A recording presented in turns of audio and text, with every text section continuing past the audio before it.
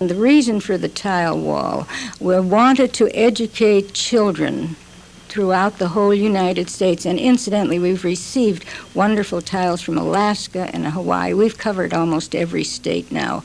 We have an education kit. And these children who do the tiles have been educated in what the Holocaust is. And this project brings to mind the song from South Pacific that I heard many years ago and have thought about quite often about prejudice. And the song was called "You've Got to Be Taught."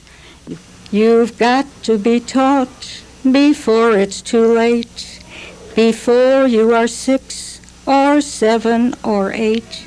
You've got to be taught to hate all the people your relatives hate. You've got to be carefully taught. And I think this song really tells the story of what prejudice can do to people and how they can get over it. And I hope that the tile program will in some way make children understand what happens when prejudice about a people or a race is taught to them. They must learn to get over it.